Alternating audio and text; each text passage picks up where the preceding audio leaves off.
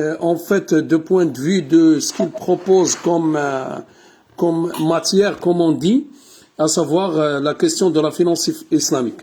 Et donc, ma présentation tourne autour des leviers de la finance islamique et des politiques de développement.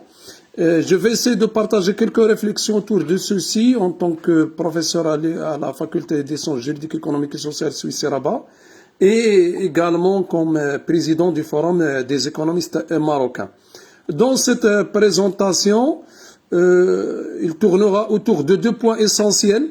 Tout d'abord, un aperçu actualisé sur la finance islamique au monde, puis la finance islamique comme un support aux politiques de développement, plus particulièrement au Maroc. Ce qui est de l'aperçu actualisé sur la finance islamique, et ça va de soi, déjà avec le titre, j'aimerais dire que je vais me focaliser essentiellement sur la dimension de l'État et des finances publiques, parce que qui évoque la question politique de développement, politique renvoie à l'acteur principal qui est l'État. Tout d'abord, un petit aperçu actualisé, pourquoi je me suis intéressé à la question de la finance islamique en relation au développement. Tout simplement parce que je considère que c'est un filon de diamant à venir. Si vous constatez avec moi un tout petit peu ce qui s'est passé ces dernières années, et je vous livre ici le dernier rapport sur la finance islamique et sur le développement de la finance islamique au monde, celui de 2021, et qui montre, on a abrégé dans ce slide-là, que depuis 2014, on est passé de quelque chose comme 2000 milliards de dollars de transactions de type finance islamique, que ce soit sur en termes de finance de marché ou en termes également de banques islamiques. Chez nous, c'est les banques participatives.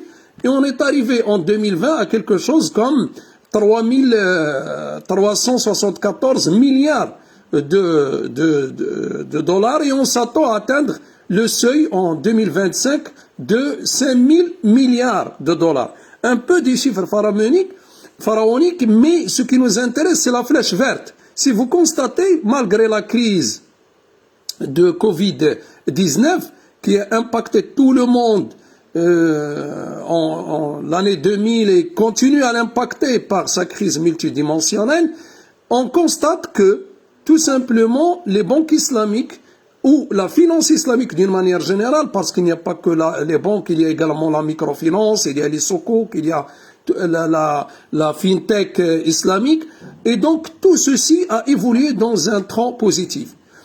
Si l'on voit un peu par région du monde, où se concentre cette finance islamique, elle se concentre particulièrement dans les pays de Golfe, GCC, dans les autres pays de la MENA, particulièrement et entre autres le Maroc, et à l'Asie de l'Est, où il se développe d'une manière également intéressante. Les chiffres que vous voyez ici, c'est des chiffres qui sont liés aux montants globaux. Par exemple, dans les pays de Golfe, c'est un peu quelque chose comme 2000 milliards de dollars qui est en train de transiter par la finance islamique. Pour les autres pays de la MENA, c'est quelque chose comme approximativement 900 milliards. Mais quand on y va un peu, par exemple, en Afrique, à titre d'exemple, subsaharienne, c'est un tout petit peu, la finance islamique n'a pas connu le même essor, par exemple, comme dans les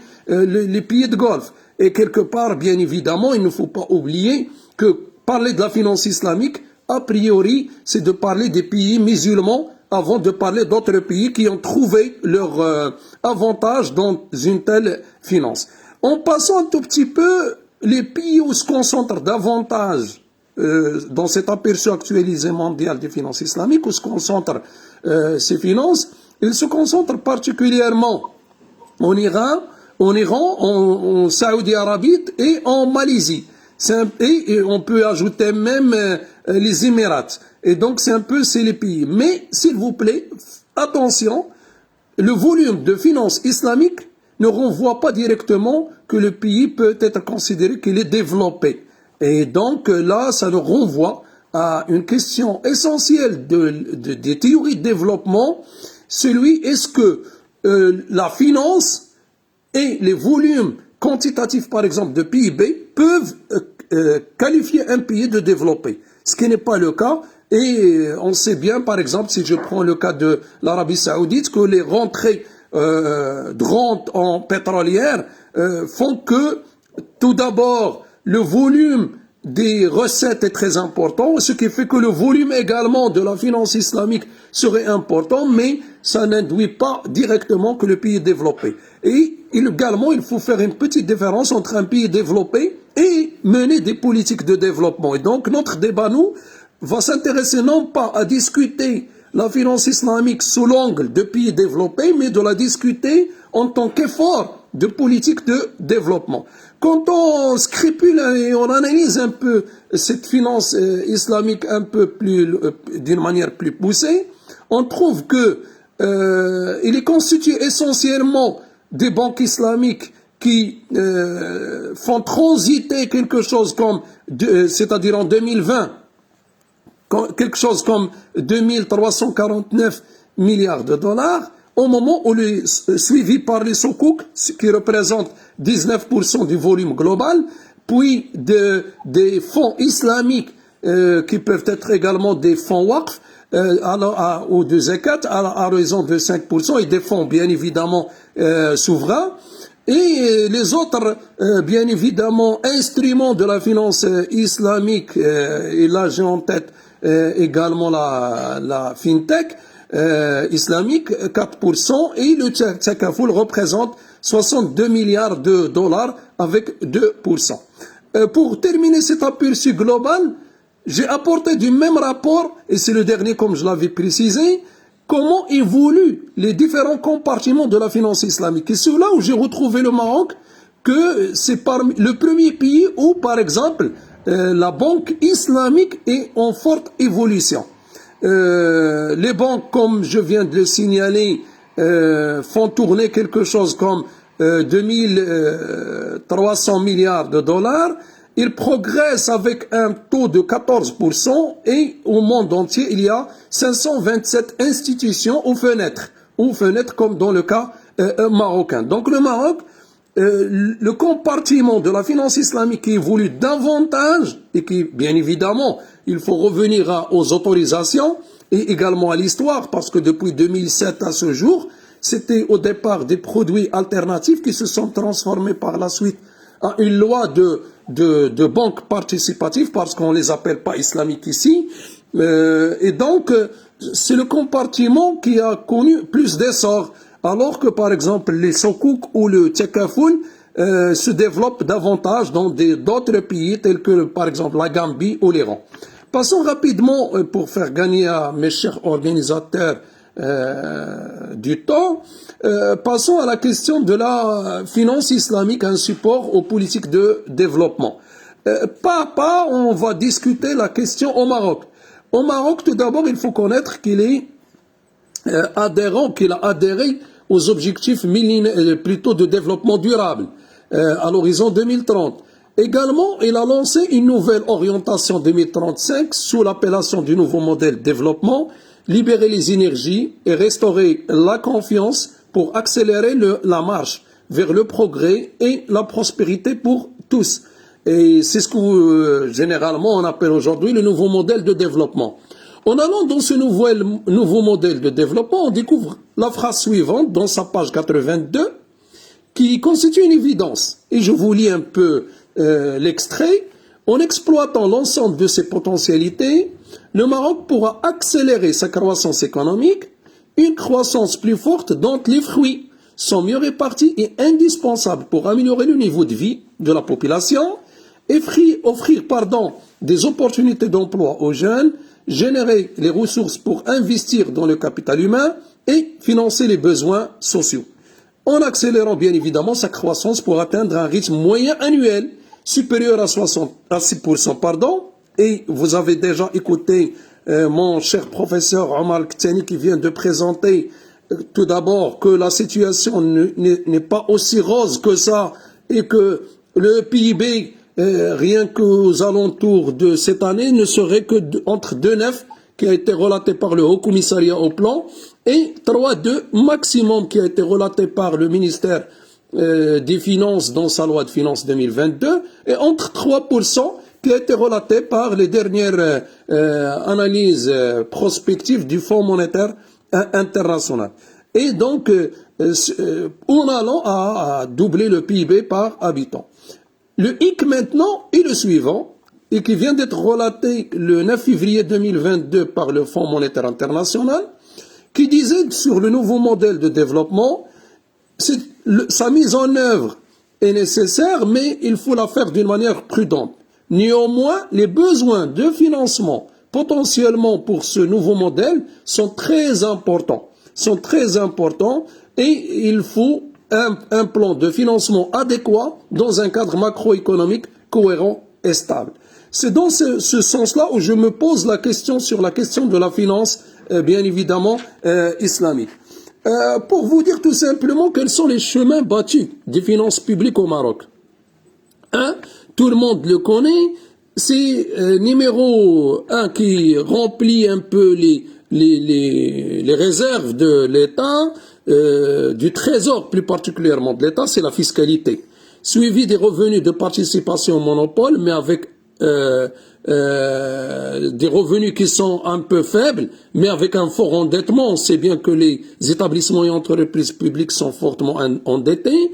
Un endettement public interne et externe qui avoisine 96%, et donc qui devient et c'est de l'endettement avec taux d'intérêt comme on sait, ce qui n'est pas conforme tout à fait au cadre général constitutionnel qui édicte que la religion du pays c'est l'islam, et donc à mon sens la partie de la finance islamique aurait pu être et participative aurait pu être développée il y a longtemps pour venir en aide à ces politiques de développement. Vous avez les legs et les dons, vous avez la privatisation et les cessions d'actifs, vous avez le leaseback et partiellement des emprunts de la Banque islamique de développement. Maintenant, si vous permettez, je me demande quelles sont les politiques de développement et finances publiques innovantes. Là, et désolé parce que les schémas n'apparaîtront pas assez, puisque j'ai eu ce petit malaise de faire la présentation en large, c'est que ce qu'il faut savoir, que les études menées, par exemple par Hassan et Al 2020, sur la question de la finance islamique pour venir à bout du Covid-19, montrent que il y avait usage de trois compartiments d'instruments qui étaient très intéressants. Le compartiment court-termiste, le compartiment moyen terme et le compartiment long terme. Dans le court terme, c'était la zakat, c'était le qard al-Hassan, c'était également la microfinance et le sadaqa. Pour ce qui est du moyen terme, c'est davantage le crowdfunding islamique, c'est l'initiative des Nations Unies pour le développement et la constitution de fonds dans ce sens-là, dans lesquels la finance islamique a participé, et tout ce que nous appelons les smart contrats qui relèvent de la fintech. À long terme, c'est davantage l'usage du waqf et de social sukuk, et là je rejoins l'idée que vient de partager M. Kteni au sujet de la nécessité de s'orienter davantage sur le social plus que sur le commercial pur et dur, bien en dépit de son importance. Et maintenant, j'examine un peu ces outils-là au Maroc. Qu'en est-il? Je commence rapidement sur ce schéma-là que vous voyez, c'est la question de la zakat. Pour la zakat, comme le sait beaucoup de monde, depuis longtemps, avec Feu Hassan II, il y avait création d'un compte spécial de trésor sous l'appellation Fonds spécial de la zakat. Sauf que, et malheureusement, c'est un fonds qui était né mort. Les dernières fois où il a été mis sur les rapports du compte spécial trésor pour mémoire, c'était en 2018 et 17 et 2018. Et vous voyez un peu les cadrans rouges qui montrent que ce fonds spécial était inscrit au mémoire. Malheureusement, et à partir du rapport compte spéciaux Trésor 2019 qui a accompagné le projet de loi de finances 2020, il ne figure plus sur la liste même pour mémoire. Et donc, je me demande pour quelle raison il a été évincé carrément, bien qu'il n'était pas fonctionnel, mais dans de telles conjonctures, à mon sens, il faut repenser la question de la zakat comme un élément central de financement des politiques de développement. Les Marocains, ils payent leur zakat à différents moments, bien évidemment. Maintenant, faut-il réfléchir à un nouveau mode de gestion et qui dispose d'une certaine indépendance par rapport, par exemple, au Trésor, pour ne pas mettre dans... Ça serait un fonds, mais un fonds géré d'une manière indépendante, peut-être en collaboration avec une institution particulière en matière de finances islamiques, mais il faut y penser. Quand on y va, par exemple, à un deuxième bloc, qui est celui du Waqf, comme vous savez, le Waqf au Maroc est géré par le ministère des Habous et des Affaires islamiques, qui a mis en place un nouveau code Waqf qui est considéré comme l'un des plus importants au monde en 2010 et qui a été modifié par une loi en 2019. Quand on voit de près un peu les revenus qui viennent de tout ce qui est Waqf, ou ce qu'on appelle au Maroc les Habous, rien qu'en matière de location autre, pour les biens immobiliers, c'est quelque chose, et je me réfère aux statistiques qui ont été rapportées par Lamino et Shakir 2021 sur le Waqf crowdfunding dans leur article. C'est, par exemple, si on totalise un tout petit peu ça, on peut se retrouver dans 1,5 milliard de dirhams, 1,5 milliard de recettes. Mais si l'on voit un peu, par exemple, rien que la superficie du Waqf, c'est 85 000 hectares, les immeubles urbains, c'est 57 000 et c'est les statistiques de 2007. Également, c'est un deuxième pilier essentiel que l'on peut utiliser au Maroc pour renflouer et pour booster les politiques de développement. J'arrive au troisième outil également à la disposition de l'État marocain, qui sont les certificats de Sukuk. Je ne vais pas entrer dans les détails, bien évidemment, de la définition, ni également du décret qui a autorisé la seule opération qui a été faite à ce jour par l'État marocain d'1 milliard de dirhams, et c'était en 2018 sous forme d'un Sukuk al-Ijara. Mais sachez que la loi marocaine autorise différents types de Sukuk qui, selon la loi marocaine, sont mis ou gérés par Maroc Titrisation et qui peuvent prendre la forme de Sukuk al-Ijara, Sukuk de financement, Sukuk d'investissement, Sukuk portefeuille d'investissement également. Là, vous avez le design un peu qui a été monté et c'était un Sukuk assez particulier pour venir aider un peu le développement des banques participatives au Maroc, également les assurances Takafoul. Et c'est pourquoi les principaux bailleurs, c'était plutôt ceux qui ont souscrit, c'était particulièrement soit les banques participatives, soit bien évidemment des institutions de type établissement public telles que les caisses de retraite. Bon, je passe sur ce point-là pour arriver à un élément qui a été développé, et c'est l'avant-dernier. Désolé, cher président de séance. Monsieur Khmlissi, je suis dans les timings.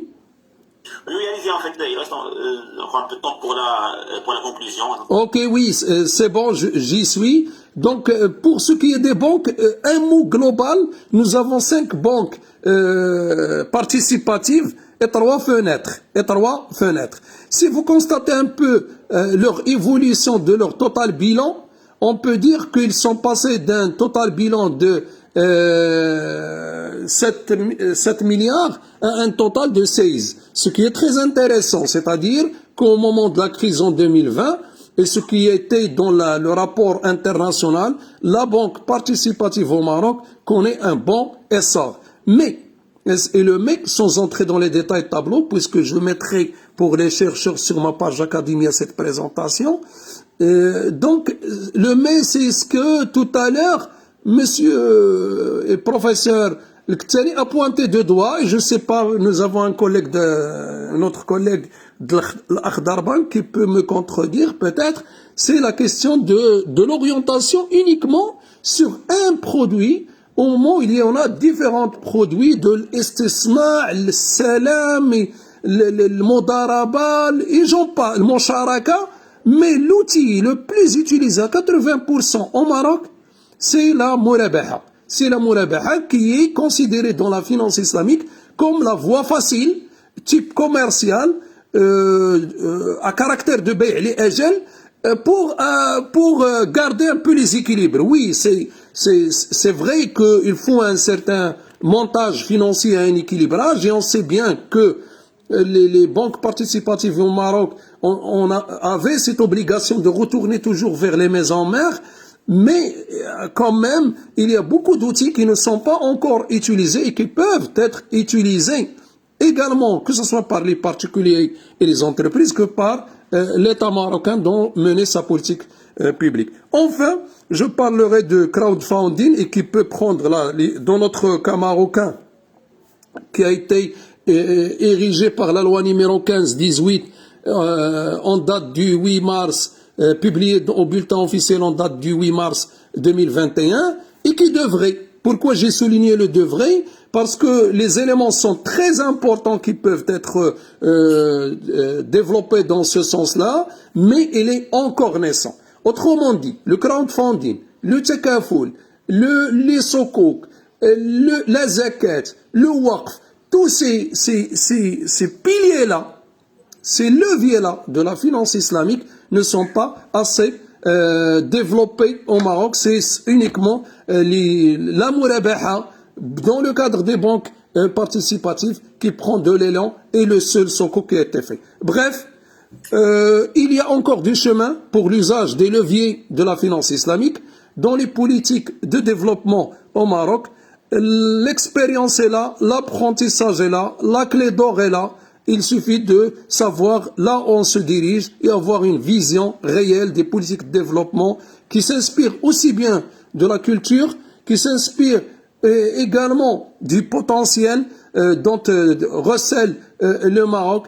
La finance classique, elle avait de l'avantage de booster le Maroc de l'après l'indépendance. J'estime qu'aujourd'hui, la finance participative, entre guillemets islamique, aura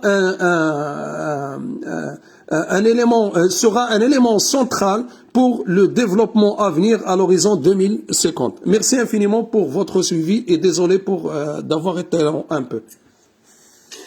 Ok, merci, cher professeur Hicham Attouch. Non, en fait, vous n'étiez pas lent, c'était dans le timing, et au contraire, en fait, on a suivi avec beaucoup d'attention votre présentation, c'était très intéressant. Vous avez fait l'état de développement de la finance islamique dans le monde, chiffre à l'appui. Vous avez parlé par la suite du cas marocain, et notamment en faisant le lien avec le nouveau modèle de développement à l'horizon 2035. Donc là, vous êtes déjà dans l'après. Donc, ce qui était intéressant dans votre exposé, c'est que vous êtes déjà, vous projetez dans la période post-Covid. Ce qui est effectivement, donc, qu'est-ce qu'on peut faire par la suite? Vous avez parlé des leviers qui sont susceptibles de booster donc les politiques de développement. Vous avez parlé de zakat, le waqf, vous avez parlé du sukuk. Effectivement, donc, vous avez conclu qu'il y a du potentiel. Et vous avez conclu sur une note d'optimisme. J'ai presque envie de dire, en fait, c'est une note d'optimisme, comme quoi donc l'expérience est là. Il suffit de l'améliorer, donc pour que cela puisse réaliser les objectifs escomptés. Donc maintenant, on va passer de l'expérience marocaine à l'expérience